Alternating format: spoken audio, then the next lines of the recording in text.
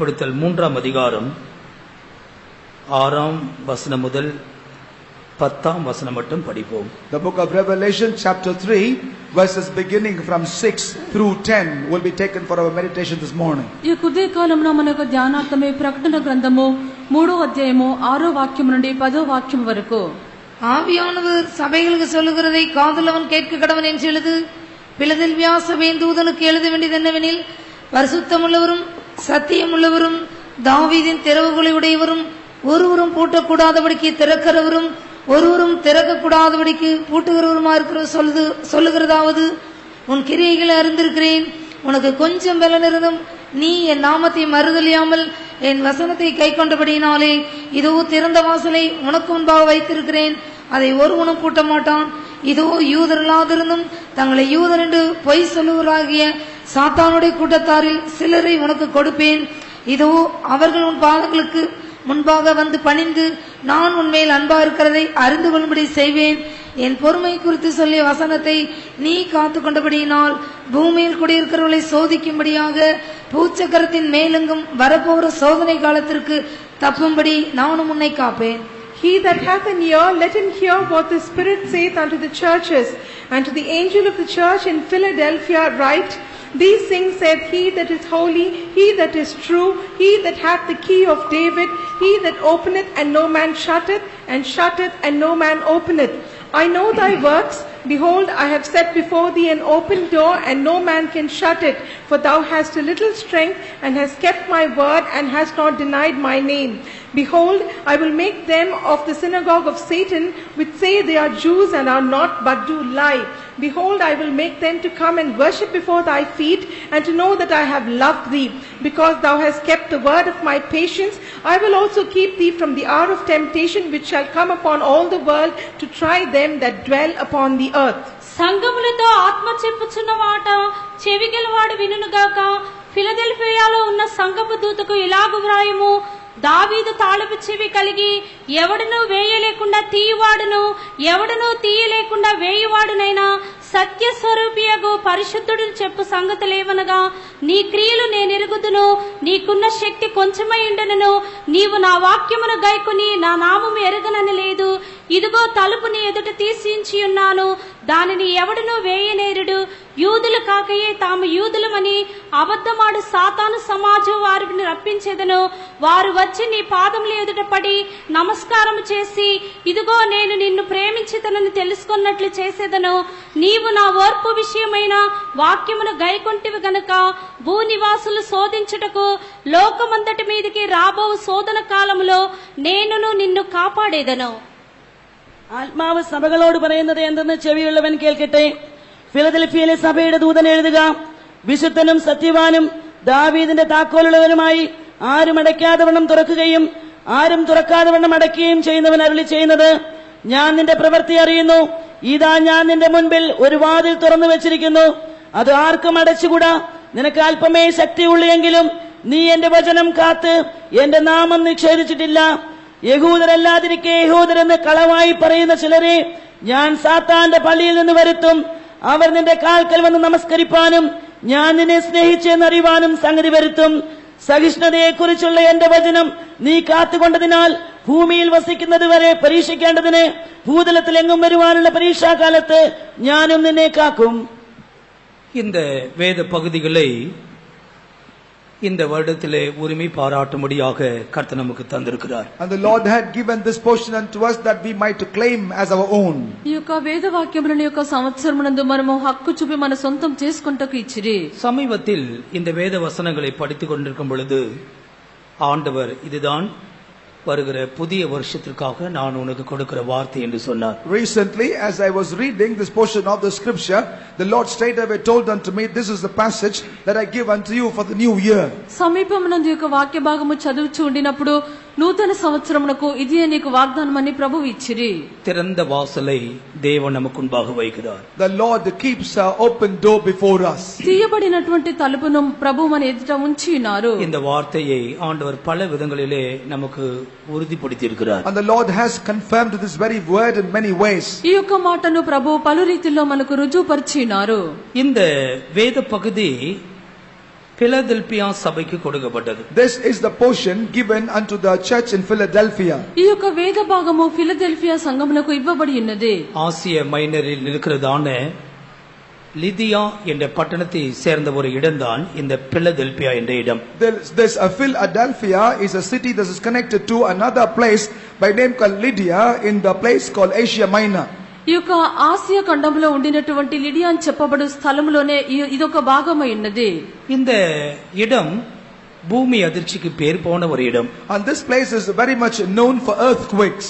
ఈ యొక్క స్థలము అధికముగా భూకంపము కలిగినటువంటి స్థలమై ఉన్నది. இந்த இடம் அநேக சுவிசேஷர்களை பூமிக்கு அனுப்பினதான ஒரு இடம். And this is also a place which has sent many evangelists to go under the earth. ఈ యొక్క స్థలము అనేక మంది సువార్తికులను భూమిలోనికి పంపినది. சில வேத பண்டிதர்கள் இதை மிஷனரி சிட்டி என்று சொல்லுகிறார்கள். And some Bible scholars call this city as the city of missionaries. కొంతమంది వేద పండితులు ఈ యొక్క పట్టణంను గూర్చి సువార్తికుల పట్టణం అని చెప్పుచున్నారు. பிலதெல்பியா என்ற வார்த்தை ஒரு கிரேக்க வார்த்தை.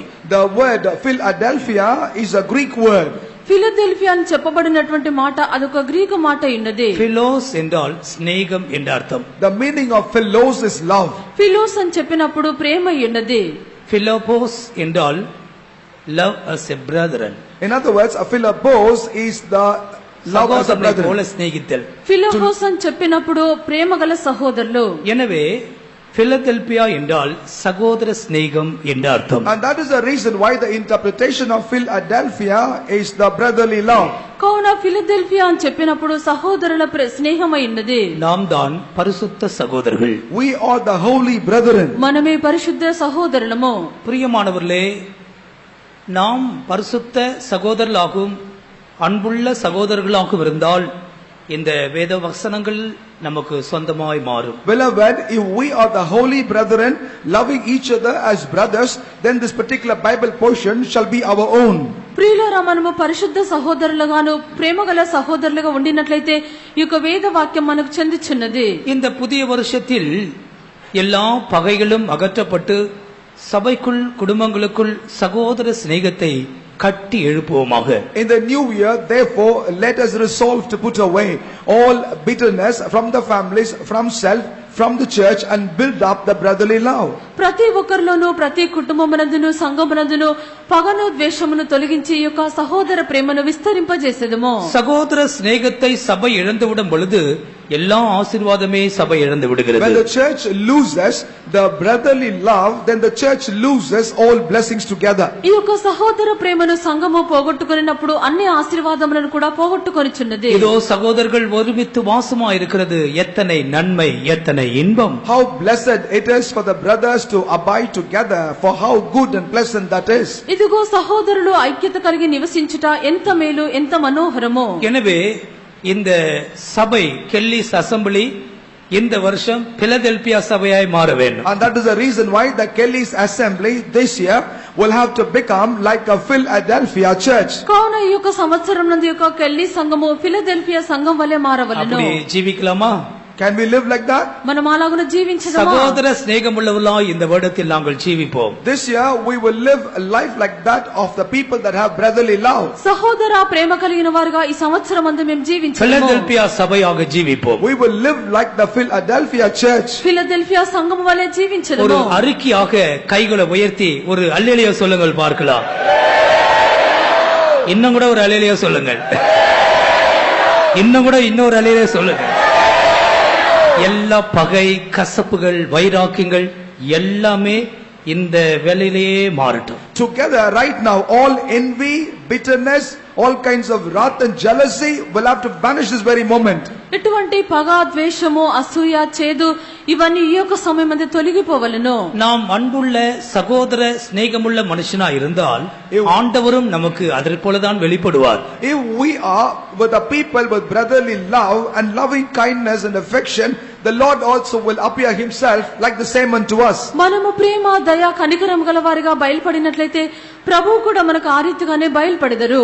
இந்த சபைக்கு ஆண்டவர் பரிசுத்தம் உள்ளவரும் உண்மை உள்ளவருமாக வெளிப்படுகிறார். Unto this church the Lord has revealed himself as holy and faithful. ఈ యొక్క సంఘమునకు ప్రభు సత్య స్వరూపిగాను పరిశుద్ధుడుగాను బయలుపడెను. பரிசுத்தமும் உண்மையும் தேவனுடைய சுபாவம். Holiness and faithfulness is God's quality.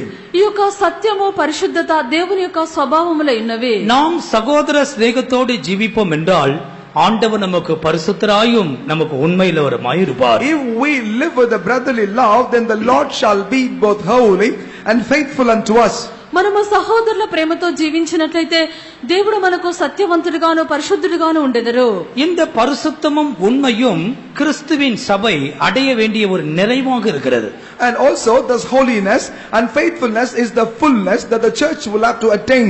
ఈ యొక్క సత్యమును పరిశుద్ధతయు క్రీస్తు యొక్క సంఘము అది నిండైన రీతిలో పొందవలసి ఉన్నది. அவர் பரிசுத்தராய் இருக்கிறது போல நாமும் பரிசுத்தராய் மாற வேண்டும். We all have to become holy as he is holy.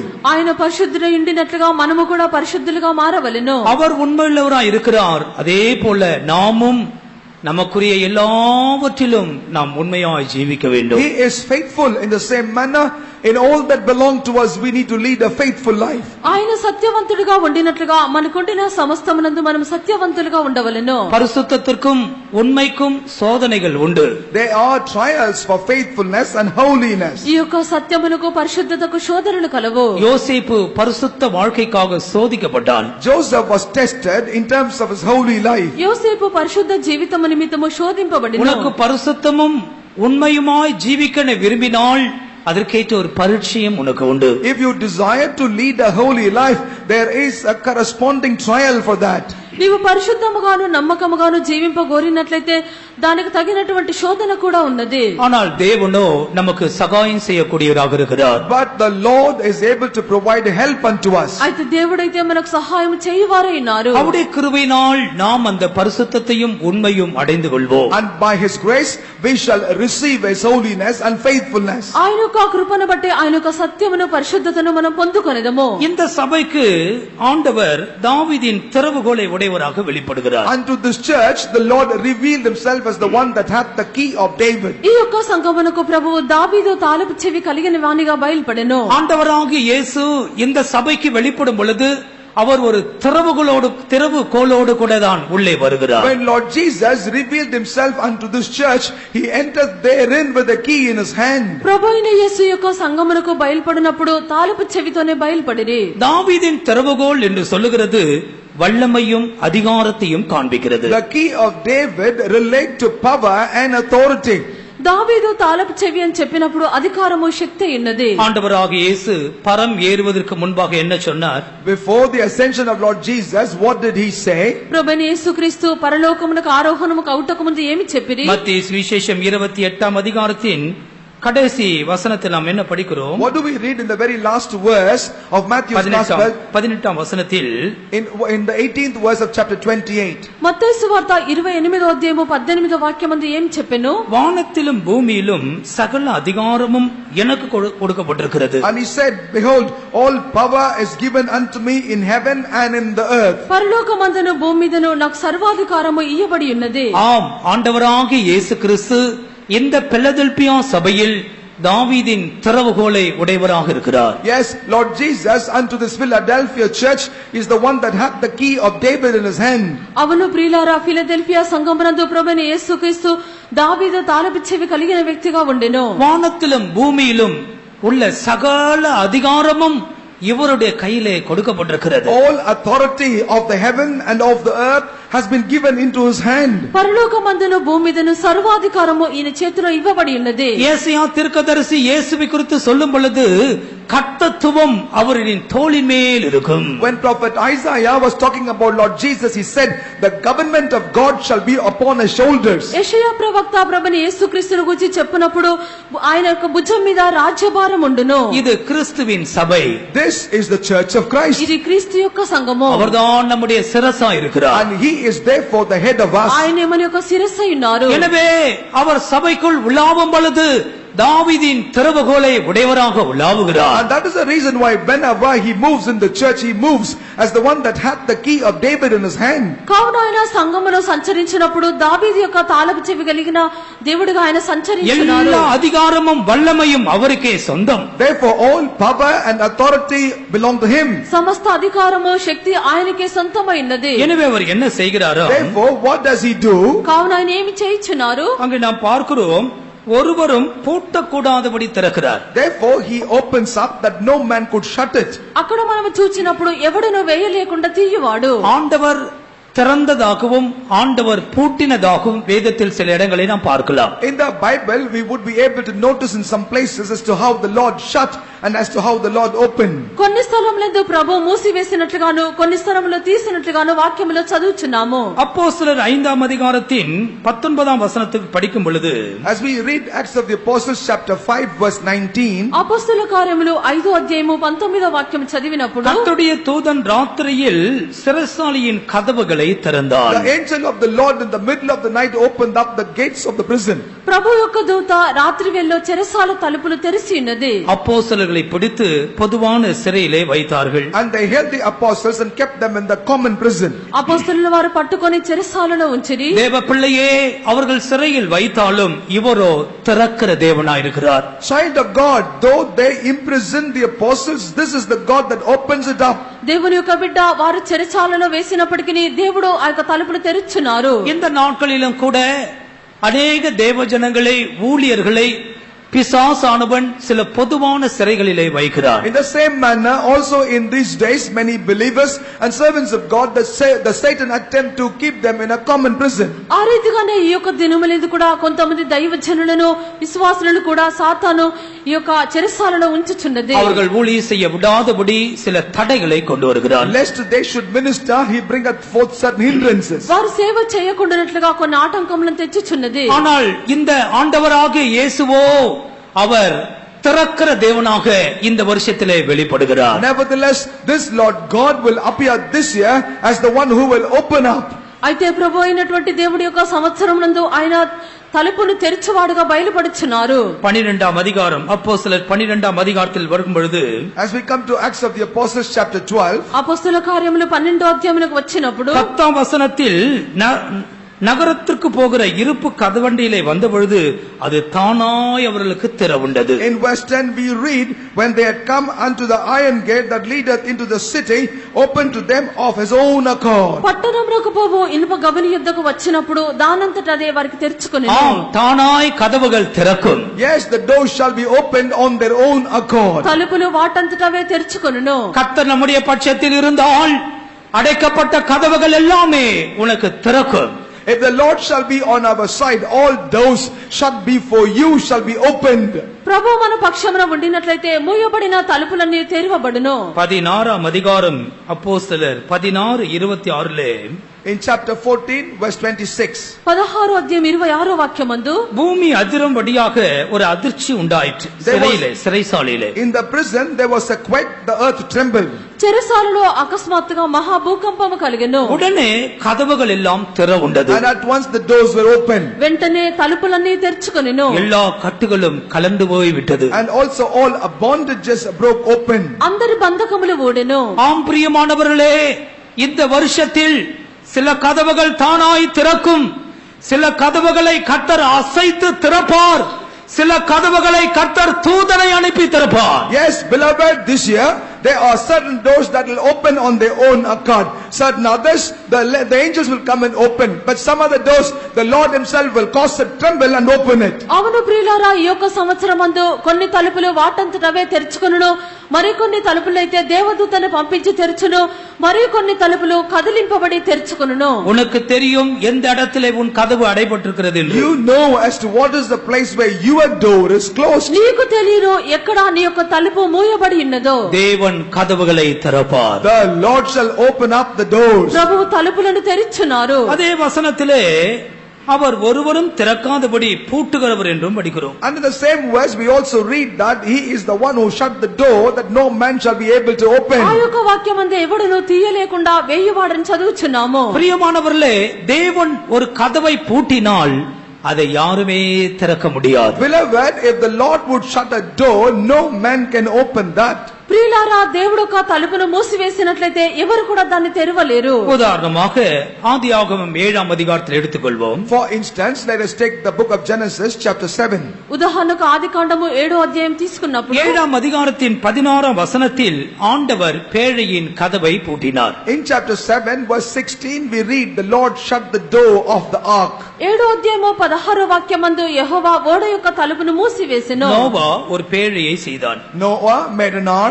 నోవహు ఒక ఓడను తయారు చేసెను. பேழைக்குள் வரும்படி வருந்தி ஜனத்தை அழைத்தான். And he went on inviting people that they may enter into the ark. ఆ యొక్క ఓడలోనికి వచ్చుటకు జనులను బ్రతిమలాడి పిలిచినాడు. அவருடைய சத்தத்தை யாருமே கேட்கவில்லை, கீழ்ப்படியவில்லை. But no one either hearkened unto his word or obeyed to his voice. ఆయన యొక్క స్వరమును ఎవరు వినలేదు, విధేయత చూపలేదు. எனவே அவனுடைய சிறிய குடும்பமும் மிருக ஜீவன்களும் பேழைக்குள் பிரவேசித்தது. And that is the reason why only his small family and a host of the animals entered into the ark. కావున వారి యొక్క చిన్న కుటుంబమును జీవ జంతువులు ఓడలో ప్రవేశించెను. 7ஆம் அதிகாரத்தின் 16ஆம் வசனத்தில் அப்பொழுது கர்த்தர் அவனை உள்ளே விட்டு கதவை அடைத்தார். And that's why we read in chapter 7 verse 16, then the Lord God commanded him to go in and then the Lord shut him in. 7వ అధ్యాయము 16వ వాక్యమందు లోపల అతన్ని తీసుకుని వచ్చి తలుపు మూసివేసెను. தேவன் ஒரு கதவை அடைத்தால் அதை யாருமே திறக்க முடியாது. If the Lord shutted up a door,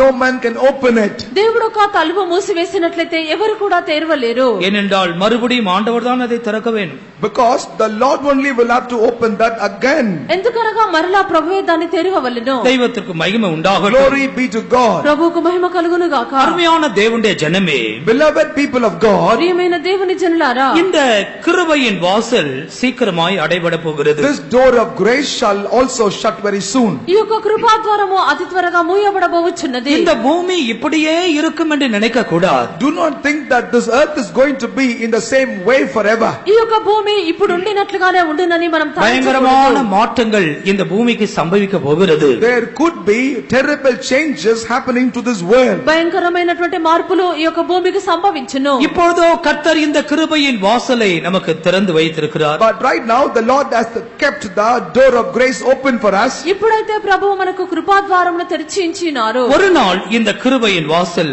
மூடப்படும். But on one day that this door of grace shall be shut. ఒక దినము కృపా ద్వారము మూయబడును. அருமையான தேவ பிள்ளையே, இந்த கிருபையின் வாசல் அடைபடுவதற்கு முன்பாக நீ கர்த்தருக்குள் வந்து சேர வேண்டும். Beloved child of God, before this door of grace is shut, you will have to come into the Lord. ప్రియమైన దేవుని యొక్క బిడ్డ, కృపా ద్వారము మూయబట్టక ముందుగా నువ్వు ప్రభులోనికి వచ్చి చేరవలెను. கடைசி நாட்களிலே பிசாசை கூட ஆண்டவர் பாதாளத்தில் விட்டு அடைக்க போகிறார். In the last days even the Lord will send the devil into the hell and he will shut him there. చివరి దినములందు అపవాదిని కూడా ప్రభు పాతాళములో వేసి మూసివేసెదరు. அவர்தான் திறவுகோலை உடைய தேவன். He is God who had the keys. ఆయనే తాళపు చెవి కలిగిన దేవుడు. எனவே கர்த்தர் இந்த வருடத்தில் अनेक கதவுகளை திறப்பார், சில கதவுகள் மூடப்படும். And that is the reason why this year the Lord shall open many doors. At the same time there will be some others that will be shut. ప్రభువు యొక్క సంవత్సరమందు అనేక ద్వారములను తెరచును, కొన్ని ద్వారములు మూయబడును. 8ஆம் வசனத்தில் உன் கிரியைகளை நான் அறிந்திருக்கிறேன் என்று சொல்லுகிறார். And in verse 8 the Lord says, I have known your works. 8వ వాక్యమందు నీ క్రియలను నేను ఎరుగుదును. அங்கே அவருடைய கிரியை என்ன?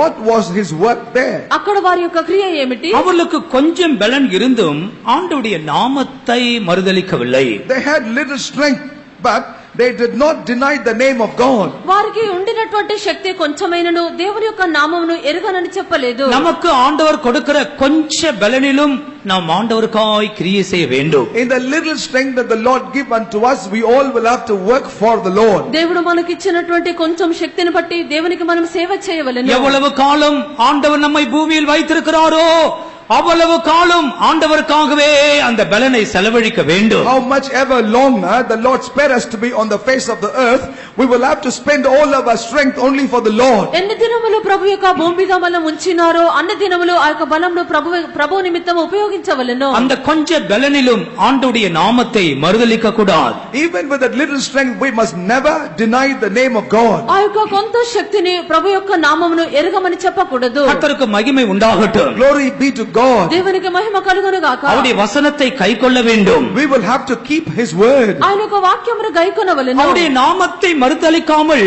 வசனத்தை கைக்கொள்ளுதல் என்றால் என்ன அர்த்தம்? What does it mean to say that without denying His name, keeping His word? ఆయన యొక్క నామమును ఎరగలేము అనకుండా వాక్యమును గైకొనుట అనగా ఏమిటి? தேவன் நமக்கு வெளிப்படுத்தின சத்தியத்திற்காக நாம் ஜீவிக்க வேண்டும். We will have to live for the truth that the Lord had revealed for us. దేవుడు మనకు బయలుపరిచినటువంటి సత్యము నిమిత్తము మనం జీవింపవలెను. எனவேதான் நீ என் வசனத்தை கைக்கொண்டபடியால் என்று ஆண்டவர் சொல்லுகிறார். And that is the reason why the Lord confessed here, saying that you have kept my word. అందుచేతనే ప్రభువు చెప్పుచున్నారు, నీవు నా వాక్యమును గైకొనినందున. இது ஒரு பெரிய வஞ்சகமான காலம். This is a terrible time of deception. ఇది మిక్కిలి మోసకరమైనటువంటి కాలమైనది. ஜனங்கள் சத்தியத்தை தேடி போகிறதில்லை. People do not go after seeking the truth anymore. జనులు సత్యమును వెతికి వెళ్ళుటలేరు. அவர்கள் தங்களுடைய மனம்போன போக்கிலே ஜீவிக்க விரும்புகிறார்கள். And they desire to lead the life according to the desires of their mind. వారి యొక్క మనసు కోరినట్లుగా వారు జీవింపగోరుచున్నారు. இந்த கூட்டத்தில் வந்ததிலிருந்தே ஒரு குறிப்பிட்ட விஷயத்தை குறித்து ஆண்டவர் என்னோடு இடைப்பட்டு கொண்டிருந்தார். Ever since I had come to this meeting, there is a particular thing about which the Lord had been intercepting me. ఈ యొక్క కూటములకు వచ్చినప్పటి నుండి ఒక గుర్తింపబడిన కార్యమును ప్రభువు నాకు చెప్పుచుండిరి. தொலைக்காட்சிகளில் நடக்கிற ஊழியம், டிவிக்கள் மூலமாய் நடக்கிற ஊழியம். There is ministry that is conducted through television. TV ద్వారా జరుగునటువంటి సేవలు மகா மோசமான நிலவரத்திலே போய் கொண்டிருக்கிறது. That is now in a very terrible state of despair. మిక్కిలి మోసకరమైన స్థితికి దిగజారుచున్నవి. சமீபத்தில் ஒரு கிறிஸ்தவ நூல் நிலையத்திற்கு சென்றிருந்தேன். Recently I had been to a Christian bookstore. సమీపంలో ఒక క్రైస్తవ గ్రంథాలయంలోకి వెళ్ళి ఉన్నాను. அங்கே ஒரு டிவியில ஒரு சினிமா மாதிரி ஓடிட்டு இருக்கு. ஒரு அம்மா அப்படியே பாட்டு பாடிக்கிட்டு அப்படியே காட்டுல நடந்து வர மாதிரி பார்த்த கிறிஸ்துவ பேக்ரவுண்ட்ல கிறிஸ்துவ பாடல். Now in that there was a video going on in which there was a sister who was singing and walking in a natural scenario, and that was a Christian song. అక్కడ టీవీలో చూచినప్పుడు ఒక స్త్రీ ఇటు అటు నడుచుచు ఆమె పాట పాడుచున్నది.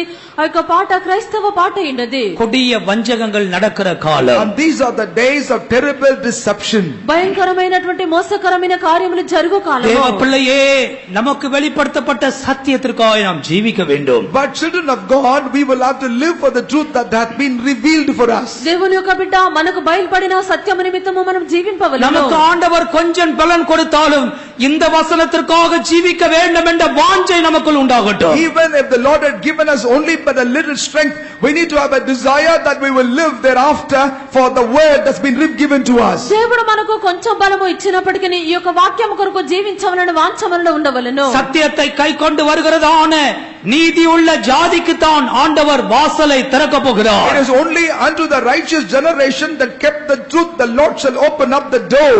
సత్యమును ఆచరించుచు వచ్చినటువంటి నీతిగల జనములకే ప్రభు ద్వారమును తెరచును. இந்த வசனத்தை இவர்கள் கைக்கொண்டபடியினால், Because they kept the word up, ఈ వాక్యమును వారు గైకొనినందున தேவன் இவர்களுக்கு சில விசேஷித்த அனுபவத்தை கொடுக்கிறார். and the Lord had given unto them some special experiences. దేవుడు వీరికి విశేషమైన అనుభవములను ఇచ్చిరి. அதில் முதலாவது திறந்த வாசல். First and the foremost one of that is the open door. దానిలో మొదటిగా తీయబడినటువంటి ద్వారము. இந்த வருஷத்தில் நாம் அடிக்கடி சொல்ல வேண்டிய ஒரு வார்த்தை திறந்த வாசல். The one word that we will have to often say this year is the open door. ఈ యొక్క సంవత్సరమందు మనం తరచుగా చెప్పవలసినటువంటిది తెరవబడినటువంటి తలుపు. இந்த திறந்த வாசலை 4 பகுதிகளாக உங்களுக்கு சொல்லுகிறேன். Now I want to share about the open door in 4 aspects. ఈ యొక్క తెరవబడినటువంటి ద్వారమును 4 అంశములుగా చెప్పెదను. இது முதலாவது பரலோக தரிசனங்களை பார்க்கிற ஒரு திறந்த வாசல். First and the foremost, this is the open door which will enable you to behold heavenly visions. మొదటిగా పరలోక దర్శనములు చూచినటువంటి తెరవబడిన ద్వారము. வெளிப்படுத்தல் 4ஆம் அதிகாரம் 1ஆம் வசனத்தை படியுங்கள். Let us read the book of Revelation chapter 4 verse 1. ప్రకటన గ్రంథము 4వ అధ్యాయము మొదటి వాక్యము. இவைகளுக்கு பின்பு இதோ பரலோகத்தில் திறக்கப்பட்டிருக்கிற ஒரு வாசலை கண்டேன். முன்னே எக்கால சத்தம் போன்ற என்னுடனே பேச நான் கேட்டிருந்த சத்தமானது, இங்கே ஏறி வா, இவைகளுக்கு பின்பு சம்பவிக்க வேண்டியவைகளை உனக்கு காண்பிப்பேன் என்று விளம்பினது. After this I looked, and behold, a door was opened in heaven, and the first voice which I heard was as it were of a trumpet talking with me, which said, Come up hither, and I will show thee things which must be hereafter. இங்கே ஒரு திறந்த வாசலை நாம் பார்க்கிறோம். Here we see an open door. ఇక్కడ తలుపు తెరవబడినట్టు చూచున్నాము. பத்ம தீவில் அப்போஸ்தலன் யோவான் இருக்கும் பொழுது இந்த சத்தத்தை அவன் கேட்டான். In the island of Patmos, when John the apostle was, he heard his voice. పద్మాసు ద్వీపమున ఉండినట్టు యోహాను ఉండినప్పుడు ఈ స్వరమును వినెను. இங்கே ஏறி வா, Come up thither. ఇక్కడికి ఎక్కి రమ్ము. இவைகளுக்கு பின்பு சம்பவிக்க வேண்டியவைகளை உனக்கு காண்பிப்பேன். I will show thee things which must be hereafter. ఇక మీదట జరగవలసిన వాటిని నీ కనపరచెదను. ஆம், இங்கே ஒரு திறக்கப்பட்ட வாசலை பார்க்கிறோம். Yes, here we thus see an open door. ఇక్కడ తెరవబడిన ఒక ద్వారము చూచున్నాము. அருமையான தேவ பிள்ளையே, இந்த வாசலின் வழியாக பரலோக தரிசனத்தை அவன் கண்டான். Beloved child of God, through this door, he beheld the vision of the heaven. ప్రియులారా, ఈ యొక్క తలుపు ద్వారా పరలోక దర్శనంలో అతడు చూచినాడు. பரலோகத்தில் வைக்கப்பட்ட சிங்காசனத்தை கண்டான். He saw the throne that was kept in the heaven. పరలోకమందు ఉంచబడిన సింహాసనమును చూచెను. அந்த சிங்காசனத்திலே வீற்றிருக்கிறவரை இவர் கண்டான். He also beheld that the one who was seated on the throne. సింహాసనమందు ఆసీనుడైన దేవుణ్ణి చూచెను. பரலோகத்தின் எல்லா அனுபவத்தையும் இவன் கண்டான். And he thus saw all the experiences in the heaven. పరలోకమందున్న ప్రతి అనుభవమును చూచెను. தேவன் நமக்கு திறந்த வாசலை வைத்திருக்கிறார் என்றால் என்ன அர்த்தம்? What does it mean to say that the Lord hath kept for us open door? ప్రభువు మన ఎదుట ద్వారమును తెరిచి ఉన్నారనే అర్థం ఏమిటి? இந்த பூமியில் நாம் இருக்கும் பொழுதே கர்த்தர் நமக்காக ஆயத்தமாக்கி வைத்திருக்கிறாரே அந்த சிங்காசனம், அந்த பரலோக ராஜ்யம், இவைகளை குறித்ததான வெளிப்படுத்தலை தேவன் இங்கேயே நமக்கு தருவார். Even while we are on the earth, right here, the Lord will give unto us the vision concerning the heaven and the throne that he has prepared for each one of us. మనం ఈ భూమి మీద ఉండినప్పుడే ప్రభు మన కొరకు ఉంచినటువంటి ఆ యొక్క సింహాసనము, అక్కడ ఉండినటువంటి ప్రతి ఒక్క దాని గురించిన ప్రకటనను మనకి ఇచ్చెదరు. நமக்கு ஒரு சிங்காசனம் உண்டு. We have a throne. మనకు ఒక సింహాసనము కలదు. இந்த சிங்காசனத்தில் வீற்றிருக்கிறதான தேவன் நமக்கு இருக்கிறார். And also we have God who is seated on the throne. ఈ యొక్క సింహాసనమందు ఆసీనుడైన దేవుడు మనకు కలరు. பூமியில் இருக்கும் பொழுதே அந்த சிங்காசனத்தை குறித்து நமக்கு ஒரு தரிசனமும் வெளிப்படுத்தலும் அவசியம். Therefore, even while we are on the earth, it is expedient for us to have a vision concerning the throne and the God therein. భూమి మీద ఉండినప్పుడే ఈ యొక్క సింహాసనముకు వచ్చినటువంటి దర్శనము ప్రకటన మనకు అవసరమైనది. யார் இந்த சிங்காசனத்திற்கு போக முடியும்? Who can reach this throne? ఎవరి యొక్క సింహాసనమునకు వెళ్ళగలరు? அதே அதிகாரத்தின் 21ஆம் வசனத்தில் ஜெயம் கொள்ளுகிறவன் எவனோ அவனுக்கு இந்த சிங்காசனம் கிடைக்கும். In verse 21 we read, to him that overcometh will I grant to sit with me in my throne. ఆ యొక్క అధ్యాయము 21వ వాక్యమందు జయించిన వానికి యొక్క సింహాసనం దొరుకుచున్నది. சபையானது ஜெயகரமான ஜீவியத்தை செய்ய வேண்டும். The church therefore will have to lead an overcoming life. సంఘం అనేది జయకరమైనటువంటి ఒక జీవితం చేయవలెను. நீ அடிக்கடி பாவத்தில் விழுந்து எழுந்து விழுந்து எழுந்து ஜீவித்தது போதும். கிருபையை பற்றிக்கொண்டு ஜெயகரமான ஜீவியத்திற்காக எழும்பி வா. It is enough that you have been leading a life where you repeatedly fell and rose up. Stop with that and come into an overcoming life at least hereafter. నీవు తరచుగా పాపములో పడుచు లేచుట ఇక మీదట అది చాలును. నీవు కృపను హత్తుకొని జయకరమైన జీవితమును చేయవలెను. சிங்காசனத்தில் வீற்றிருக்கிறவர் யார்? Who is that seated on the throne? సింహాసనమునందు ఆసీనుడైన వారు ఎవరు? பார்வைக்கு வச்சிர கல்லுக்கும் பதுமராகத்திற்கு ஒப்பாயிருக்கிறார். He is to see like unto a sapphire and of topaz. దృష్టికి సూర్యకాంత పద్మరాగములను పోలిన వాడు. அதில் பிதாதான் உட்கார்ந்திருக்கிறார். Father himself is seated there. అక్కడ తండ్రి కూర్చొని ఉన్నారు. அங்கே போய் உட்கார்ந்தது கிறிஸ்து. It is Christ that is seated there. అక్కడ కూర్చున్నది క్రీస్తు ఉన్నాడు. அதுதான் புதிய ஏற்பாட்டு சபைக்கு வைக்கப்பட்டதான இடம். And that is the place reserved for the New Testament church. అదే నూతన నిబంధన సంఘమునకు ఉంచబడిన స్థలము. ஆண்டவர் திறந்த வாசலை வைக்கிறார். That's how the Lord keeps an open door. ప్రభు తెరవబడిన తలుపును ఉంచినాడు. சீக்கிரமாய் இந்த சிங்காசனம் வெளிப்பட போகிறது. And very very quickly this throne will appear. అతి త్వరలో యొక్క సింహాసనము బయలుపడబోచున్నది. சபையே, இந்த சிங்காசனத்திற்கு நீ ஆயத்தமா?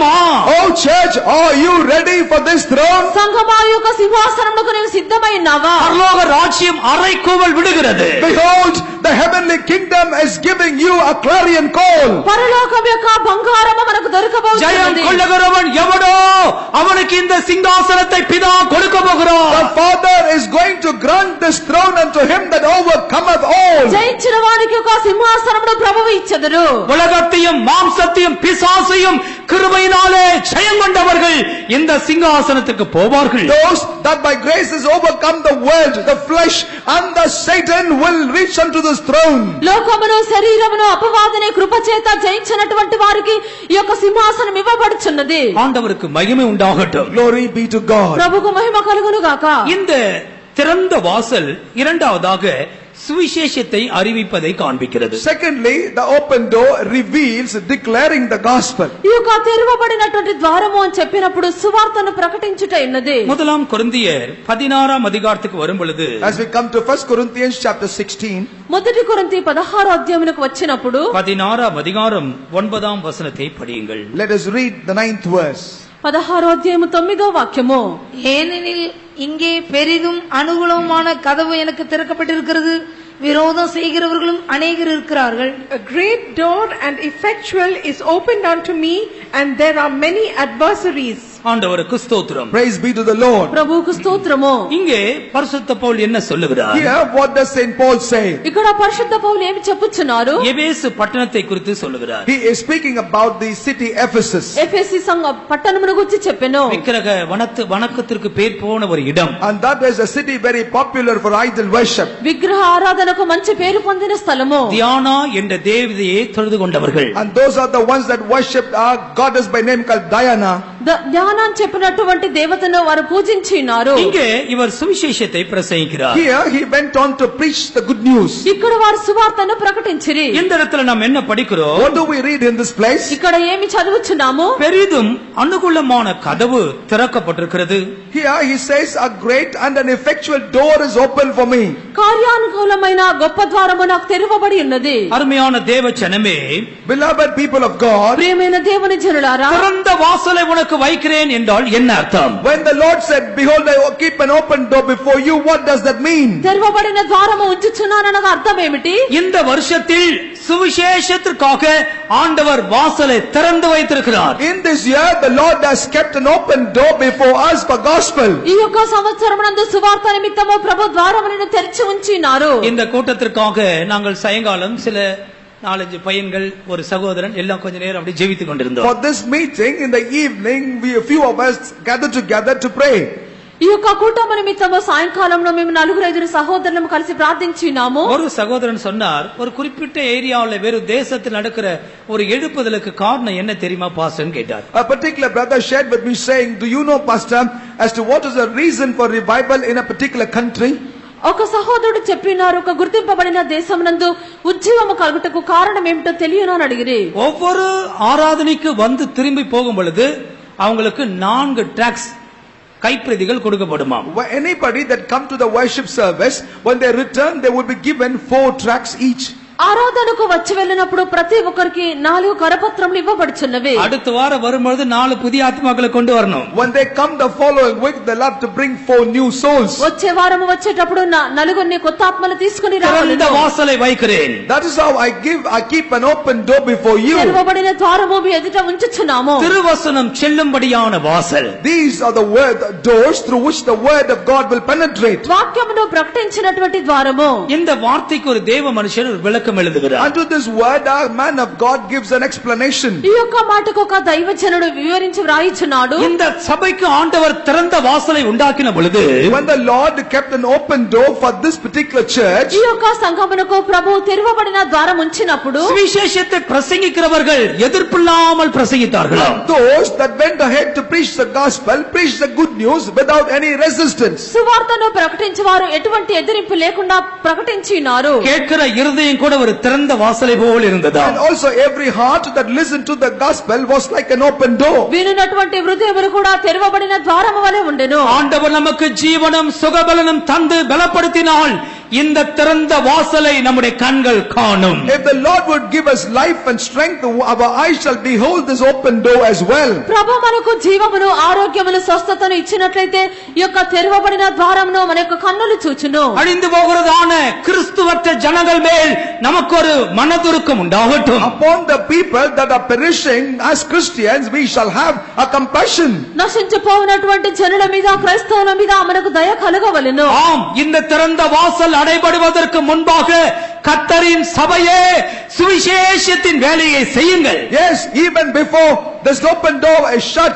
Each church of God rise up to do the work of evangelism. ఈ యొక్క తెరవబడినటువంటి ద్వారము మూయబట్టకు ముందుగా దేవుని యొక్క సంగమా మీరు సువార్త సేవను చేయండి. சிலர் சொல்றாங்க இந்த சபையில் வந்தா ஊழியம் செய்ய நம்மை விட மாட்டாங்க. Some say when we become part of this church, we will not be allowed to minister. కొందరు చెప్పుచున్నారు ఈ యొక్క సంగమునకు వచ్చినట్లయితే సేవను చేయుటకు వదిలిపెట్టరు. நாங்கள் அப்படி சொல்லுகிறதில்லை. We do not say like that. మేమే అలాగున చెప్పుటలేదు. ஆண்டவருக்கு மகிமை உண்டாகட்டும். Glory be to God. దేవునికి మహిమ కలుగును గాక. திறந்த வாசலை கர்த்தர் வைக்கிறார்.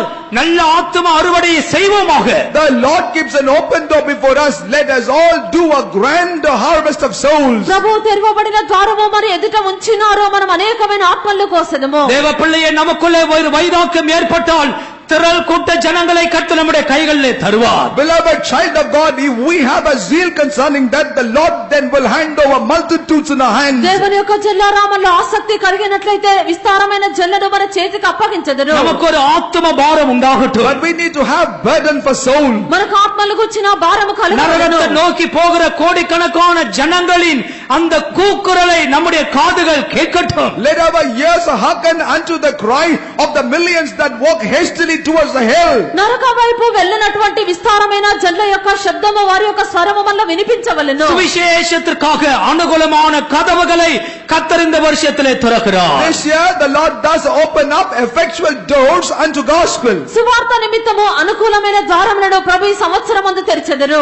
மூன்றாவதாக இது விசுவாசத்தின் கதவு. Thirdly, this is the door of faith. మూడవదిగా ఇది విశ్వాసపు ద్వారము.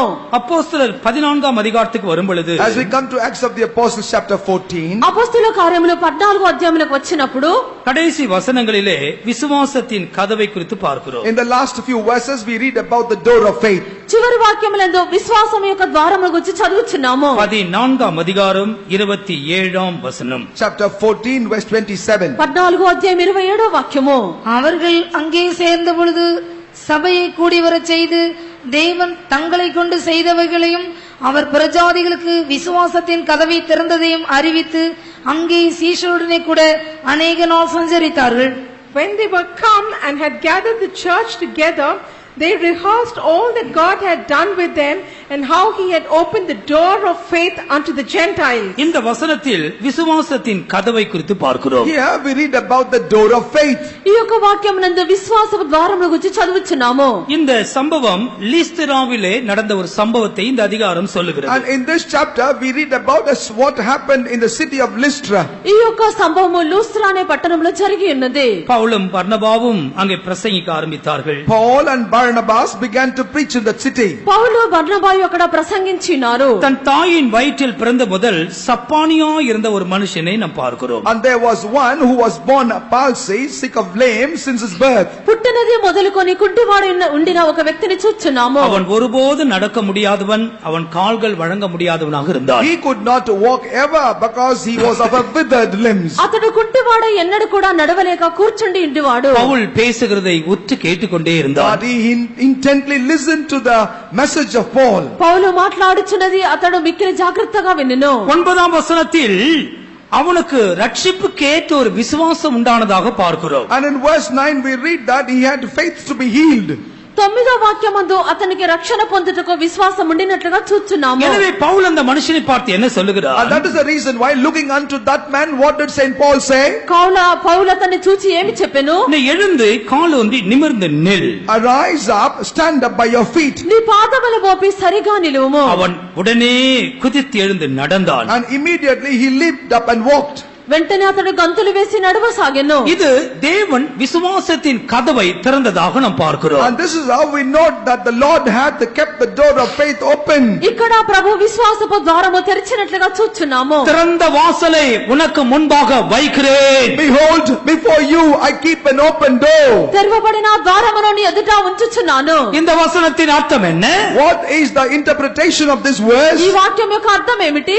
ஆண்டவர் அற்புதங்களையும் அடையாளங்களையும் செய்யும்படியாக ஜனங்கள் மத்தியிலே தேசத்திலே விசுவாசத்தின் கதவை திறக்க போகிறார். In order for God to perform miracles in the midst of the nation and in the midst of the people, the Lord himself shall open the door of faith. జనుల మధ్యలోను దేశం మధ్యలోను అద్భుతములు ఆశ్చర్య కార్యములు చేయనట్లుగా దేవుడు విశ్వాసం యొక్క ద్వారమును తెరిచెదరు. நாம் இந்த வார்த்தையை நாம் விசுவாசிக்க வேண்டும். We will have to believe in this word. ఈ యొక్క మాటను మనం విశ్వసింపవలెను. எத்தனையோ பேர் சப்பானிகளாக இருக்கிறார்கள். Countless people are lames, ఎంతో మంది కుంటివారుగా ఉన్నారు. சத்தியத்திற்காக ஜீவிக்க முடியாமல், not able to live a life of truth. సత్యము కొరకు జీవించలేరు. ஆண்டவருக்கு மகிமை உண்டாகட்டும். Glory be to God. దేవునికి మహిమ కలుగును గాక. ஆண்டவர் இந்த வருடத்திலே கதவை திறக்க போகிறார். But this year the Lord shall keep the door open. దేవుడి యొక్క సంవత్సరమునందు ద్వారమును తెరిచెదరు. சப்பானை போல் வாழ்ந்தவர்கள் குதித்து நடக்க போகிறார்கள். And they that live the life of a lame shall leap up and walk. కుంటివారి వలె జీవించినటువంటి వారు గంతులు వేసి నడవసాగెదరు. ஆண்டவர் விசுவாசத்தின் கதவுகளை திறக்கட்டும். May the Lord open up the doors of faith. దేవుడు విశ్వాసం యొక్క ద్వారములను తెరవవలెను. உனக்குள்ளவே திறக்கட்டும். Let that be open within you. నీలోని ఆ ద్వారము తెరవవలెను. இந்த விசுவாசத்தின் கதவை ஆண்டவர் எனக்குள்ளே திறக்கட்டும். May the Lord open up this door of faith within me. విశ్వాసం యొక్క ద్వారమును ప్రభు నాలో తెరవవలెను. உன்னுடைய குடும்பத்திலே திறக்கட்டும். May the Lord open that in your family. కుటుంబమునందు తెరవవలెను. விசுவாசத்தின் கதவுகள் திறக்கப்படட்டும். May the doors of faith be open. విశ్వాసం యొక్క ద్వారమును తెరవబడవలెను. விசுவாசத்தின் கதவு திறக்கப்படும்படி கைகளை உயர்த்தி கொஞ்ச நேரம் கர்த்தரை ஸ்தோத்திரிப்போமாக. Hallelujah. Amen. Hallelujah. Hallelujah. Hallelujah. Amen. praise the lord. praise the lord. praise the lord. ஆமென். ஸ்தோத்திரம். விசுவாசத்துக்கு விரோதமாய் ஒரு பொல்லாத எதிர்ப்பின் சக்தி உண்டு.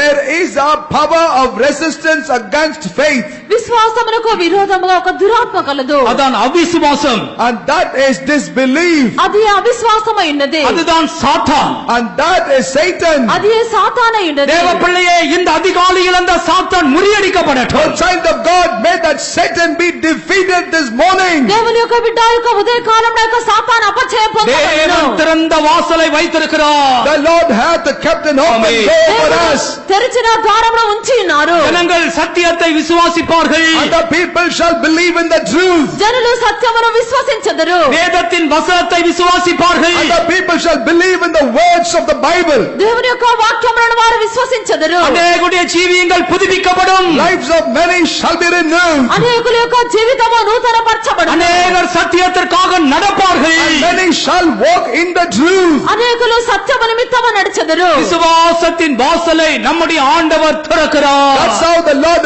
opened for us the door of faith. విశ్వాసపు ద్వారములను ప్రభువు తెరిచున్నారు. நான்காவதாக இது நீதியின் வாசல். Fourthly, this is called as the door of righteousness. నాలుగవదిగా ఇది నీతి ద్వారము.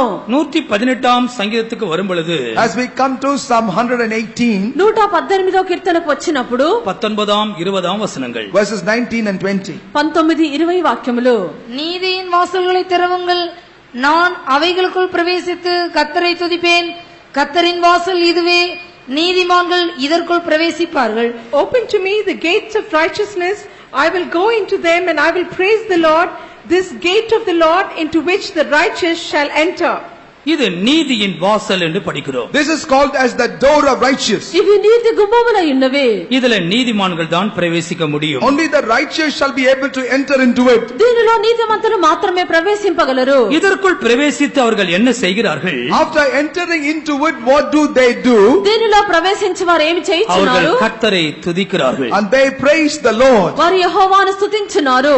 ஆசரிப்பு கூடாரத்தின் வாசலும் தேவாலயத்தின் வாசலும் ஒரு அர்த்தத்தில் நீதியின் வாசல்கள் என்றே அழைக்கப்பட்டது. In an interpretation, the door of the temple of God and also the door of the tabernacle is called as the door of righteous. ప్రత్యక్షపు గుడారం యొక్క ద్వారమును దేవుని యొక్క మందిరం యొక్క ద్వారమును అవి రెండును నీతి గుమ్మములనే పిలువబడెను. இது தேவ சமூகத்தின் வாசல்.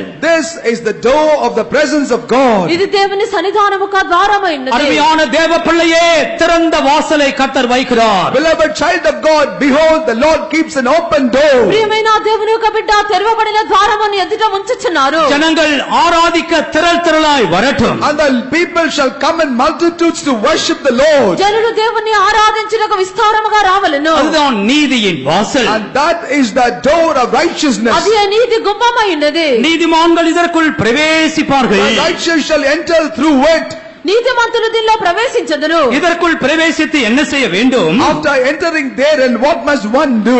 దీనిలో ప్రవేశించి ఏమి చేయవలెను? தெய்வத்தை துதித்து தெய்வத்தை ஆராதிக்க வேண்டும். They will have to praise God and worship Him. దేవుని స్తుతించుచు దేవుని ఆరాధించవలెను. தேவ சமூகத்தை குறித்து படிக்கும் பொழுது When we read about the presence of God, దేవుని యొక్క సన్నిధానము గురించి చదివినప్పుడు அங்கே ராக்காலம் இல்லை, there is no night. అక్కడ రాత్రి లేదు, அதன் வாசல்கள் பகலில் அடைக்கப்படுவதே இல்லை. And the doors thereof are not shut in the day.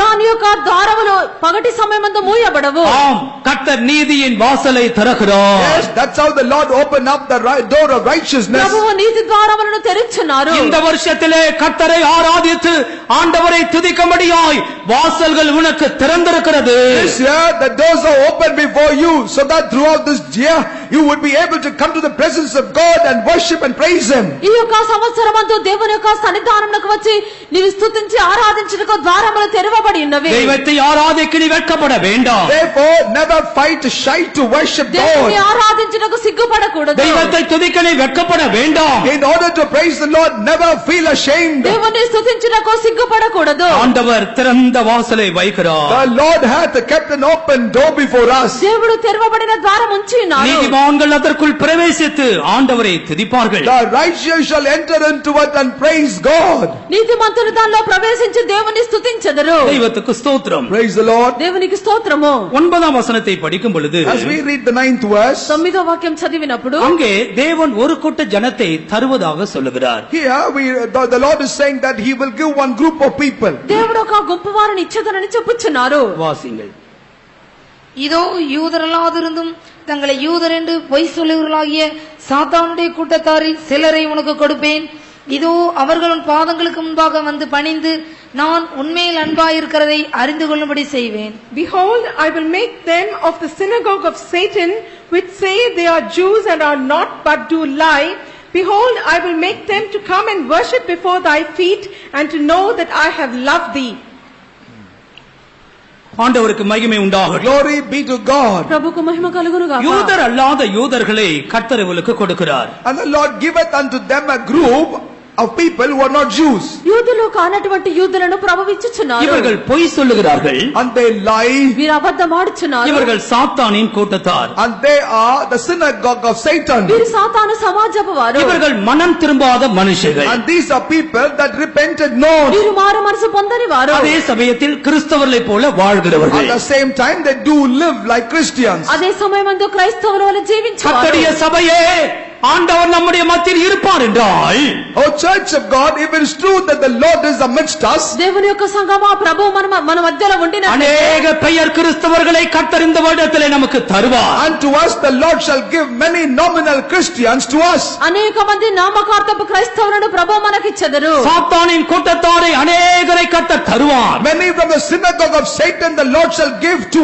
us. సాతాను సమాజపు వారిని అనేకులను ఇచ్చును. நம்முடைய பாதங்களுக்கு முன்பாக வந்து பணிவார்கள். And they shall come before us and kneel down. వారు వచ్చి మన పాదముల ఎదుట நான் సాగిలపడతారు. உன்மேல் அன்பா இருக்கிறதை நான் அறிந்து கொள்ளும்படி செய்வேன். And I will then make them know that I love in thee. నేను నిన్ను ప్రేమించుతునని వారు తెలుసుకున్నట్లు చేసేదను. தேவன் நம்மேல் அன்பா இருக்கிறார். And the Lord is loving on us. దేవుడు మనల్ని ప్రేమించున్నారు. இப்படி ஜனங்கள் வந்து சபையில் சேரும் பொழுது தேவன் நம்மோடு இருக்கிறதை விளங்க பண்ணுவார். In this manner, when the people come unto the church, then the Lord will make them realize that He is with us. ఇలాగున జనులు ఇక్కడ వచ్చి చేరినప్పుడు దేవుడు మనతో ఉన్నది బయలుపరచును. கர்த்தருக்கு மகிமை உண்டாகட்டும். Glory be to God. దేవునికి మహిమ కలుగును. அநேக பெயர் கிறிஸ்தவர்கள் உண்மையான சத்தியத்தை கண்டுபிடிப்பார்கள்.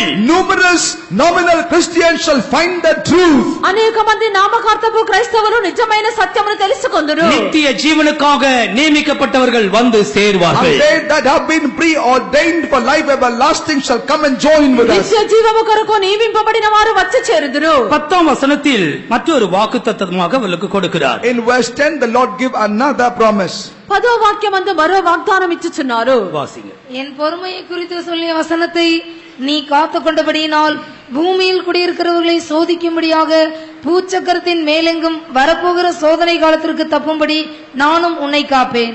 Because thou hast kept the word of my patience, I also will keep thee from the hour of temptation, which shall come upon all the world to try them that dwell upon the earth. ஆண்டவருடைய வசனம் தான் பொறுமையை குறித்து சொல்லிய வசனம். The word of God is the one that spoke about the patience. దేవుని యొక్క వాక్యమే ఓర్పును గురించి చెప్పున్నది. அதை நாம் காத்துக்கொள்ள வேண்டும். We will have to preserve that. దాన్ని మనము కాపాడుకొనవలెను. சத்தியத்தை காத்துக்கொள்ள வேண்டும். We will have to preserve the truth. సత్యమును కాపాడుకొనవలెను. பூமியிலே குடியிருக்கிறவர்களை சோதிக்கும்படி பெரிய சோதனை காலம் வரப்போகிறது. And there shall be a great hour of temptation to test all of them that dwell on the face of the earth. భూనివాసులను శోధించుటకు లోకమంతటికి గొప్ప శోధన రాబోవుచున్నది. அருமையான தேவ பிள்ளையே, பெரிய சோதனை காலம் பூமி மேல் வரப்போகிறது. Beloved child of God, a great time of trial shall come upon the earth. గొప్ప శోధన కాలము భూమి మీద రాబోవుచున్నది.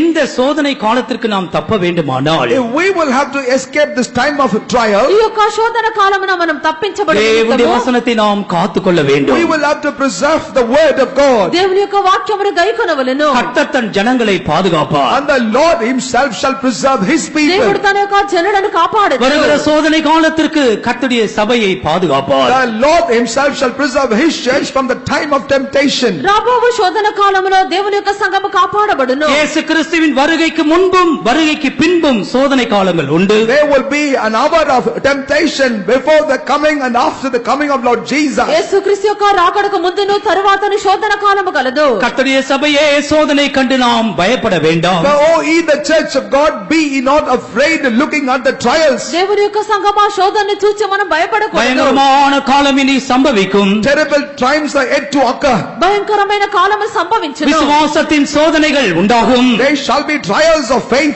విశ్వాస శోధనలు కలుగును. பயங்கரமான காலங்கள் சம்பவிக்க போகிறது. Terrible events will yet happen. భయంకరమైన కార్యములు இந்த సంభవింపబోచున్నవి. சோதனை காலத்தில் தப்பும்படி நானும் உன்னை காப்பேன். In order to escape this hour of temptation, I will preserve ఈ you. యొక్క శోధన కాలములో మిమ్మల్ని కాపాడునట్లుగా నేను இந்த తప్పించదను. வாக்குத்தத்தத்தை கர்த்தர் இந்த வருடத்திலே உனக்கு கொடுக்கிறார். In this year, unto you, God give you this promise. ఈ యొక్క వాగ్దానంలో ప్రభువు ఈ సంవత్సరమున ఇచ్చుచున్నారు. சபைக்கு எவ்வளவு சோதனைகள் வந்தாலும், Though many trials may come to the church, సంఘమునకు ఎన్ని శోధనలు వచ్చినను இந்த சோதனையிலே பாதுகாக்கும்படி கர்த்தர் நம்மோடு கூட இருப்பார். in order to preserve us in this trial, the Lord shall be ఈ with us. శోధనలో కాపాడు నిమిత్తము ప్రభువు మనతో ఉండెదరు. ஏனென்றால் நாம் அவருடைய ஜனம்.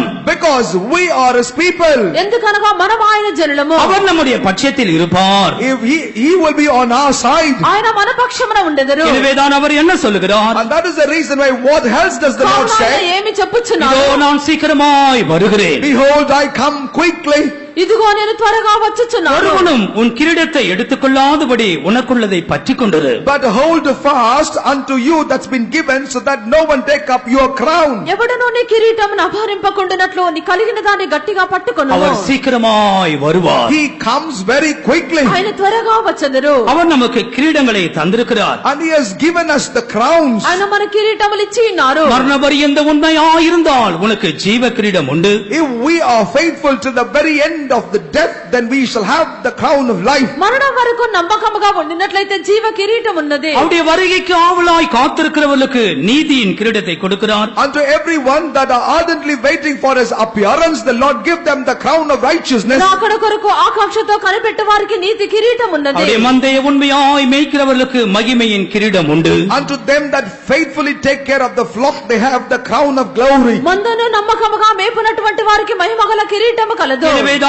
உன் கிரீடத்தை நீ பற்றிக் கொண்டிரு. And that's the reason why hold fast unto the crown that thou hast. అందుచేతనే నీ కిరీటము గట్టిగా పట్టుకొనుము. நம்முடைய கிரீடத்தை நாம் இழந்து போக வேண்டாம். We must not lose our crown. మన కిరీటం మనం పోగొట్టుకొనకూడదు. ஜெயம் கொள்ளுகிறவனை கர்த்தருடைய ஆலயத்திலே தூணாய் மாற்றுகிறார். And him that overcometh, the Lord maketh him to be the pillar in the temple of God. జయించువాని దేవుని ఆలయములో స్తంభముగా చేసెదరు. இந்த வருஷத்திலே கிருபையினாலே ஜெயாளிகளாய் மாறுவோம். In this year, by grace, we all shall become overcomers. ఈ యొక్క సంవత్సరమందు కృప చేత జయవీరులుగా మారెదము. தேவனுடைய ஆலயத்திலே தూணாய் மாறுங்கள். And in the temple of God, be ye all pillars. దేవుని ఆలయములో స్తంభముగా మారుడి. இங்கே சொல்லப்பட்ட தூண் எது?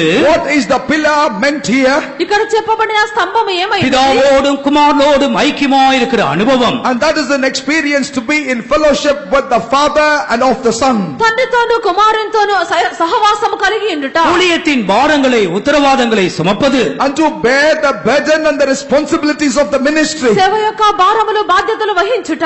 தேவன் அவர்களுக்கு தன்னுடைய நாமத்தை எழுதுகிறார். Unto them the Lord write his name. దేవుడు వారికి తన యొక్క పేరును వ్రాయిచున్నారు. அது நின்று என் தேவனுடைய நாமத்தை நான் அவன் மேல் எழுதுவேன். And from that I will write my name upon him. దాని మీద నా యొక్క దేవుని పట్టణపు పేరు వ్రాయుదును. தேவனுடைய நாமம் எழுதுதல் என்றால் என்ன அர்த்தம்? When it is said write the name of the Lord, what does that mean? దేవుని యొక్క పేరు వ్రాయుట అనగా అర్థం ఏమిటి? பூர்ணமாய் தேவ சித்த செய்கிறவர்களுக்கு தேவன் தன்னுடைய நாமத்தை அவன் மேல் எழுதுகிறார். Unto them that do the perfect will of God, the Lord gives them his name. సంపూర్ణముగా దేవుని చిత్తము చేయు వారి మీద దేవుని యొక్క పేరు அவர்கள் వ్రాయబడుచున్నది. சீயோனிலே தேவனோடு கூட நிற்கிறார்கள். And in Zion they stand together with God. వారు సియోనులో దేవునితో నిలవబడుచున్నారు. அவருடைய நெற்றியிலே பிதாவின் நாமம் எழுதப்படுகிறது. And upon their head the name of the Father is written. వారి యొక్క నొసటి యందు తండ్రి నామము లిఖింపబడును. என் பிதாவின் நாமத்தை அவன் மேல் எழுதுவேன். I will write the name of my Father upon him. నా తండ్రి యొక్క నామమును వారి యొక్క నొసటి యందు వ్రాయుదును. அவன் மேல் புதிய எருசலேமின் பெயர் எழுதப்படும். And upon them the name of New Jerusalem shall be written.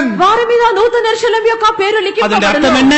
What does that mean? దీని అర్థం ఏమిటి? அவனே புதிய எருசலேமாய் மாறுவார். He himself shall become New Jerusalem. వారి నూతన యెరూషలేముగా మారెదరు. அவன் கிறிஸ்துவின் மனவாட்டியாய் மாறுவான். He shall become the bride of Christ. వారు క్రీస్తు యొక్క పెళ్లి కుమార్తెగా మారెదరు. தேவன் நமக்கு வைத்திருக்கிற மேன்மையை பாருங்கள். Consider the greatness that the Lord hath for us. దేవుడు మనకు ఇచ్చిన శ్రేష్టతను చూడుడి. என் புதிய நாமத்தை நான் அவன் மேல் எழுதுவேன். I will write my new name on him. నా క్రొత్త పేరు వారి మీద వ్రాసెదను. இயேசு கிறிஸ்துவின் புதிய நாமம் எது? What is the new name of Lord Jesus Christ? యేసుక్రీస్తు యొక్క క్రొత్త పేరు ఏమిటి? பிலிப்பியர் 2 அதிகாரம் 8 படிக்கும் பொழுது As we read the book of Philippians chapter 2 verses beginning from 8, Philippi 2 అధ్యాయం 8 నుండి చదివినప్పుడు கிறிஸ்து தன்னை தாழ்த்தின பொழுது when Christ humbled himself, క్రీస్తు తన్ను తాను எல்லா తగ్గించుకున్నప్పుడు நாமத்துக்கு மேலான நாமத்தை அவர் பெற்றுக்கொண்டார். he received the name above all names. ప్రతి నామము కంటే పై నామము ఆయనకి தேவ ఇవ్వబడెను. பிள்ளையே, நாம் நம்மை தாழ்த்தும் பொழுது Beloved child of God, when we humble ourselves, దేవుని యొక్క బిడ్డ మనల్ని తగ్గించుకున్నప్పుడు கிறிஸ்து தன்னுடைய புதிய நாமத்தை நம்மேல் எழுதுவார். then shall Christ write his new name over us. క్రీస్తు తన యొక్క క్రొత్త పేరును మన మీద நம்மேல் వ్రాసెదను. பிதாவின் நாமம் எழுதப்படும். Upon us the name of the Father shall be written. మన మీద తండ్రి నామము లిఖింపబడును. புதிய எருசலேமின் பெயர் எழுதப்படும். The name of New Jerusalem shall be written.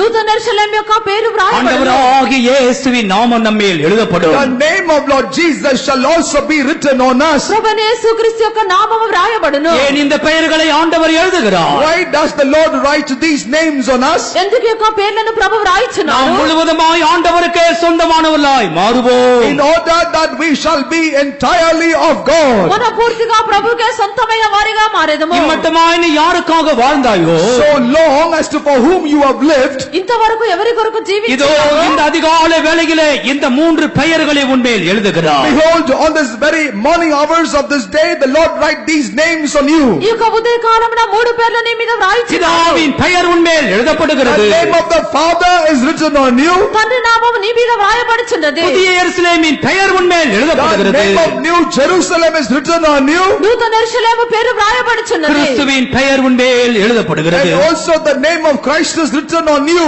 క్రీస్తు పేరు నీ మీద వ్రాయబడుచున్నది. நாம் நம்முடைய கண்களை மூடுவோமாக. Let us all close our eyes. మనము కన్నులు మూసెదము. இதோ நம்முடைய மத்தியிலே இயேசு எழுந்தருளி இருக்கிறார். Behold, in the midst of us, Jesus has risen. ఇదిగో మన మధ్యలో యేసు లేచి ఉన్నాడు. நாம் தான் அந்த பிலதெல்பியா சபை. We are that Philadelphia church. మనమే ఫిలదెల్ఫియా సంఘమై ఉన్నాము. கிறிஸ்துவுக்குள்ளான நம்முடைய சகோதர ஐக்கியத்தை காத்துக்கொள்வோம். Let us therefore preserve the brotherly love in Christ amongst us. క్రీస్తునందు మనము సహోదరుల ప్రేమను కాపాడుకొనెదము. தேவன் வைத்திருக்கிற திறந்த வாசலை விசுவாச கண்களால் பார்ப்போம். Through the eyes of faith, let us all behold the door of faith that the Lord hath opened for us. దేవుడు ఉంచినటువంటి తెరవబడిన ద్వారమున విశ్వాస నేత్రములతో చూచెదము. நம்முடைய சூழ்நிலைகளை பார்க்க வேண்டாம். Let us not consider a context. మన పరిస్థితులను చూడకూడదు. மரித்தோரை விட்டு உயிரோடு எழுந்த கிறிஸ்துவை பார்ப்போம். But only consider, look at Christ who rose up from the dead. మృతుల్లో నుండి లేచిన క్రీస్తును చూచెదము. ஆம், இவர்தான் சோதனை காலத்திற்கு நம்மை தப்புவார். Yes, he is the one who will make us escape the hour of temptation. ఆయన శోధన కాలం నుండి మనల్ని తప్పించెదరు. நம்மை ஜெயாளிகளாய் மாற்றுவார். And he will make us become overcomers. మన జయవీరులుగా మార్చెదరు. நம்மேல் அந்த பிதாவின் நாமம் எழுதப்படும். Upon us then the name of the Father shall be మన మీద written. తండ్రి యొక్క నామము లిఖింపబడును. புதிய எருசலேமின் பெயர் The எழுதப்படும். name of New Jerusalem shall be written. నూతన యెరూషలేము యొక్క పేరు వ్రాయబడును. இயேசு கிறிஸ்துவின் பெயர் நம்மேல் Even எழுதப்படும். the name of Jesus Christ shall be written on us. యేసుక్రీస్తు యొక్క పేరు వ్రాయబడును. கர்த்தருடைய வாய் சொல்லும் புது நாமத்தால் நீ அழைக்கப்படுவாய். You shall be called by the new name that the mouth of the Lord shall declare. దేవుని యొక్క నోరు చెప్పినటువంటి నూతన పేరు చేత నువ్వు పిలువబడదువు. இந்த வார்த்தைகள் மூலமாய் கர்த்தர் நம்மை ஆசீர்வதிப்பாராக. May God bless us through these words. ఈ యొక్క మాటల ద్వారా ప్రభు మనల్ని ఆశీర్వదించెదరు. ஜெயித்து நாம் தம்மாலயத்திலே ஆமென். ஜெயகம்பீர துணைத்திருவோம். ஜெயித்து நாம் தம்மாலயத்திலே ஜெயகம்பீர Hallelujah. துணைத்திருவோம். சந்தீவனாமலும் தன்னாமலும் தந்தேவனக நாமமது பெற்றிடுவோம். சந்தீவனாமலும் தன்னாமலும் Hallelujah.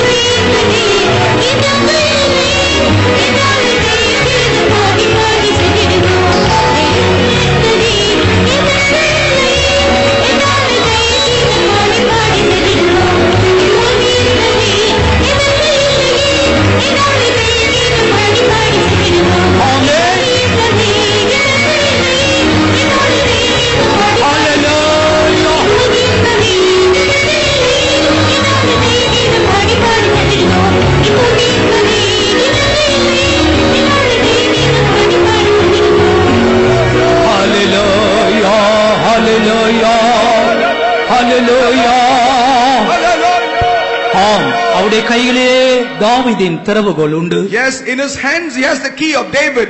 சாவியே அவர் வைத்திருக்கிறார். He has the key in his hand. நாம் எதற்கும் கலங்க வேண்டியதில்லை. Therefore it is needless for us to be troubled for திறக்க anything. வேண்டிய நேரத்திலே திறப்பார். At the time in which it will have to open, he will பூட்ட open. வேண்டிய நேரத்திலே பூட்டுவார். At the time in which he will have to shut, he will shut. திறந்த வாசலை வைத்திருக்கிறார். And the Lord hath kept an open தேவ door. பிள்ளையை விசுவாசத்தினால் விசுவாச கண்களால் அதை பார். Child of God, through the eyes of faith to see thy மகிமையை நீ காணப்போகிறாய். You shall see the glory of God. அநேக ஆத்துமாக்களை தரப்போகிறார். The Lord shall give you countless souls. விசுவாசத்தின் கதவுகள் திறக்கப்பட்டிருக்கிறது. The doors of faith are opened. ஆம், நீதியின் வாசல் The திறக்கப்பட்டிருக்கிறது. door of righteousness opened. திறந்த வாசலை கர்த்தர் The வைத்திருக்கிறார். Lord hath kept an open door. இந்த குடும்பத்துக்கு ஒரு திறந்த வாசல். For your family there is an open door. தனிப்பட்ட வாழ்க்கைக்கு ஒரு திறந்த வாசல். For your personal life there is an open door. ஊழியத்திற்கு ஒரு திறந்த வாசல். For your ministry there is an open door. ஊழியர்களுக்கும் திறந்த For வாசல். the servants of God there is an open door. நாம் அதற்குள்ளே பிரவேசிப்போம். We will enter therein. கொஞ்ச நேரம் இந்த வார்த்தைகளுக்காய் கர்த்தரை ஸ்தோத்திரிப்போமாக. Praise the Lord, praise the Lord. ஸ்தோத்திரம், ஸ்தோத்திரம், ஸ்தோத்திரம், ஸ்தோத்திரம். ஜெபிப்போம்.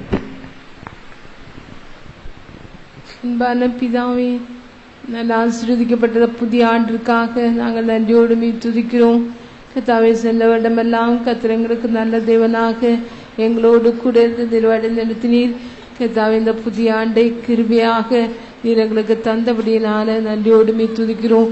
நீரே இந்த புதிய ஆண்டில் எங்களை கொண்டு வந்து தந்திருத்தினபடியினாலும் துதிக்கிறோம். கர்த்தாவே, நீர் எங்களுக்கு தந்த எல்லா ஆசீர்வாதங்களுக்காய் ஸ்தோத்திரம். உண்மையாகவே நாங்கள் வாஞ்சித்ததற்கு விரும்பினருக்கு மேலாக கிரீச்சர தேவனாக உங்களுடைய மத்தியிலே நீர் கிரீச்சித்து கொண்டிருந்தபடினால ஸ்தோத்திரம். ஒவ்வொருக்கும் தந்த புதிய ஆசீர்வாதங்களுக்காக நன்றியோடு துதிக்கிறோம். ஒவ்வொருவரோடும் கத்தை இடைப்பட்டபடினால ஸ்தோத்திரம். ஒவ்வொருவரோடும் நீர் பேசினபடினாலும் துதிக்கிறோம். பல சந்தோஷத்தை நாங்கள் அனுபவிக்கும்படியாக கத்திரங்களுக்கு உதவி செய்தபடினால ஸ்தோத்திரங்க தாவே. நீர் எங்களோடு பேசினதான நல்ல ஆலோசனைக்காய் நன்றியோடு துதிக்கிறோம். நாங்கள் சகோதர ஸ்நேகம் உடையலாக அன்புடையலாக காணப்பட வேணும். அப்படி இருந்தால் நீர் பரிசுத்தராய் உண்மையுடையராக நீர் எங்களுக்கு வெளிப்படுவீர் கர்த்தாவே. நாங்களும் பரிசுத்தராய் உண்மையுடையலாய் காணப்பட உதவி செய்யணுமா ஜெபிக்கிறோம் கர்த்தாவே. தாவீதின் திறவுகோலை உடையவராகிய நீர் எங்களோடு கூட இருக்கிறபடினால ஸ்தோத்திரம். கர்த்தாவே, அடைக்கிறதான கதவுகளை அந்த சிறைச்சாலையின் கதவை கத்தா திறந்தீரே. அடைப்பட்டதான எல்லா வாசல்களை இந்த வருடத்திலே எங்களுக்காக திறக்க நீர் வல்லவராக இருக்கிறபடினால ஸ்தோத்திரம் கர்த்தாவே. அந்த பேழை கத்தா நீர் அடைத்தீர். கிருபையின் வாசல் சீக்கிரமாக அடைபட்டு போகிறதான நாட்கள் மிகவும் நெருங்கிவிட்டபடினால நாங்கள் அதிகமாக உண்மையோடு கூட நெருங்கவும் உம்மோடு கூட சேர்ந்து கத்தாமக்காக ஜீவிக்கவும் கத்திரங்களுக்கு உதவி செய்யணுமா ஜெபிக்கிறோம். திறந்த வாசலை எனக்கு முன்பாக வைக்கிறேன் சொல்லியே கத்தாவே. பரலோகத்தின் வாசலை கத்தாவே நீர் திறந்து வைத்திருக்கிறேன். நாங்கள் பரலோக தரிசனம் உடையலாக சிங்காசனத்தை குறித்ததான தரிசனம் உடையலாக நாட்களில் ஜீவிக்க உதவி செய்யணும். சுவிசேஷத்தின் வாசல் திறந்திருக்கிறபடினால அந்த சுவிசேஷத்தை குறித்ததான பாரம் உடையலாக நாங்கள் காணப்பட உதவி செய்யணுமா ஜெபிக்கிறோம். விசுவாசத்தின் வாசல் கேட்டோம் கத்தாவே. நாட்கள விசுவாசத்தினாலே கத்தாவே பெரிய காரியங்களில் நாங்கள் இடத்திலிருந்து பெற்றுக்கொள்ள கத்த உதவி செய்யணும். நீதியின் வாசல் கேட்டோம் ஆண்டவரே. தேவ சமூகம் கத்தாவே, தேவ சுதந்திரே தெல்லான ஜனங்கள் வந்து கத்தாவை அனுபவிக்க முடியாது கத்தாவே. இந்த சத்தியத்தை விசுவாசி சத்தியத்தை தங்களை ஒப்பு கொடுக்க முடியாது கத்திர உதவி செய்யணுமா ஜெபிக்கிறோம் கத்தாவே. எங்களுக்கு ஸ்தோத்திரம். வரப்போறதான சோதனை கத்தங்களை தப்புவிக்க எங்களை காக்க நீர் வல்லவராக இருக்கிறபடினால ஸ்தோத்திரம் கத்தாவே. நீர் பிதாவின் நாமத்தையும் எருசலேமின் நாமத்தையும் இயேசு கிறிஸ்துவின் நாமத்தையும் நீர் எங்களுக்கு தந்திருக்கிறபடினால ஸ்தோத்திரம். இந்த அனுபவங்களை எல்லாம் நாங்கள் பாதுகாத்துக் கொள்ள உதவி செய்யணுமா ஜெபிக்கிறோம். அன்றுவே இந்த புதிய ஆண்டிலே திரளான பேர் கிறிஸ்தவர்களை கொண்டு வந்து கத்த சபையோட ஐக்கியப்படுத்த உண்மை ஊழியங்களை கத்த ஆசீர்வதிக்கணுமா ஜெபிக்கிறோம். எல்லா விசுவாசனையும் கத்த பாதுகாத்துள்ளோம். ஒரு பெரிய எழுப்பின இந்த நாட்களை கட்டளையிடும். எப்படி ஆயினும் கத்தாவ நாங்கள் பரிசுத்தமாக்கப்பட்டுமே சந்திக்க உதவிச்சியும் நடக்கப்படுதான ராப்போஜன ஆராதனை எல்லாவற்றையும் கத்த பொறுப்படும். எங்களை முற்றிலுமாக தாழ்த்தி கத்துடைய கருத்திலே தருகிறோம். இயேசு நாமத்தினால் வேண்டிக் கொள்கிறோம் பிதாவே. ஆமென். ஸ்தோத்திரிப்போம். ஸ்தோத்திரம் ஸ்தோத்திரம் ஸ்தோத்திரம். எல்லா துதி கன மகிமை ஆண்டவருக்கே கொடுத்து ஸ்தோத்திரிப்போம். ஸ்தோத்திரம் ஸ்தோத்திரம்.